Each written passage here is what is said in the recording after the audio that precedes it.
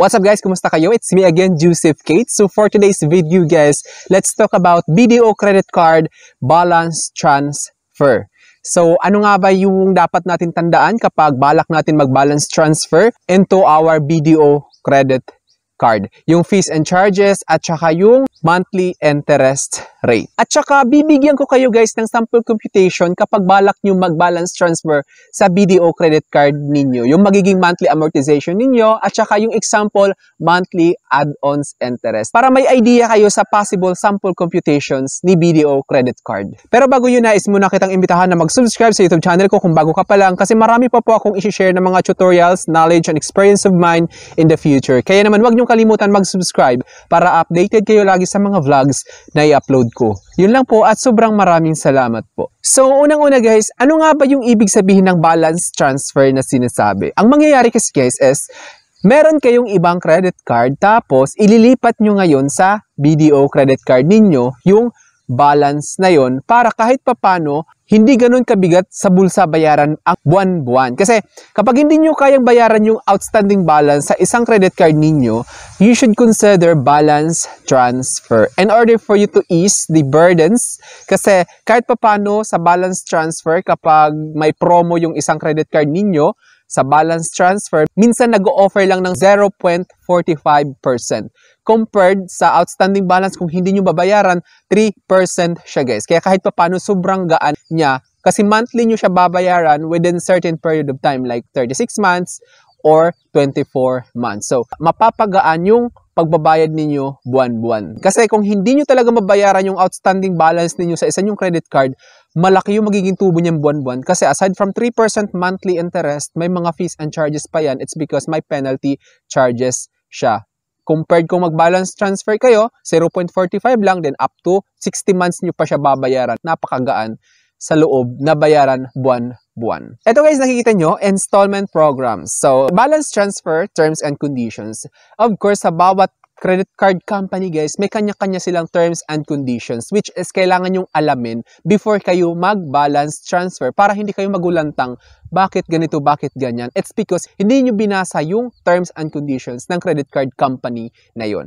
Balance transfer terms and conditions. 1. The balance transfer program facility o BDO allows a cardholder in good credit standing to transfer to his or her BDO credit card other outstanding balances with his or her non-BDO credit card. So, sa BDO credit card guys, kapag balak nyo mag-balance transfer, of course, dapat you have that good credit standing. So, kayo naman guys, kapag alam nyo na hindi nyo kayang bayaran, wag nyo nang palakihin yung problema kasi kayo mismo makakapag-analyze ng financial situations ninyo. All you have to do is to do balance transfer in order for you to avoid your credit score suffered from that circumstances. The next guys is yung availment fee. An installment availment fee of 250 pesos will be charged for every approved balance transfer transactions. The installment availment fee is non-refundable and will be due even if cardholder decides to pay the entire remaining balance before the end of the payment term. So, kapag nag-balance transfer kayo tapos na-approve, automatic 250 pesos, yun yung ipapatong, one-time payment yun. Then, yung interest charges. Mamaya malalaman nyo yung interest charges. Kahit nabayaran nyo na agad yung binalance transfer ninyo. Then, next is approved balance transfer application shall not be eligible to earn rewards, rebates, or miles. So, ito guys, kailangan nyo ring malaman to. Yung approved balance transfer natin is hindi siya mag-earn ng points, of course. Tapos, halimbawa, may hinahabol kayong spending limit sa BDO, hindi po siya kasali guys ha. Baka kasi magalit kayo, bakit ganito, bakit ganyan. Ginawa nyo yung balance transfer in order for you para maabot yung required spending limits para ma-reach nyo yung promo na yun. So, hindi po siya kasama. Baka kasi magtaka kayo. Then, installment availment fee, as I have just said, 250. This will be charged for every approved balance transfer. Then, ito guys, installment processing fee. Itong installment processing fee ay magkaiba sa installment availment fee. Kasi yung availment fee na 250 pesos, yun lang yung kapag nag-avail kayo tapos na-approve, automatic 250 pesos yun. Yung installment processing fee is 5% of the total remaining balance or 300 pesos, whichever is higher. So, kung magkano yung iba-balance transfer ninyo guys, 5% yung babayaran nyo doon. Tapos, kapag hindi umabot ng 300 pesos yung 5% ng binalance transfer nyo, 300 pesos agad yun. Tapos, kapag lumagpas naman ng 300 pesos yung 5% ng binalance transfer nyo, yun yung masusunod. Kasi nakalagay dito, whichever is higher. This will apply only to installment acceleration request and will be charged after request has been approved. This fee naman is applied lang siya kapag gusto nyo madaliin yung installment request ninyo. So kapag hindi naman kayo nagmamadali, mag-antay lang kayo kung hanggang kailan ma-approve, yun, wala namang problema. Pero kung nagmamadali kayo, yun yung magiging charge niya.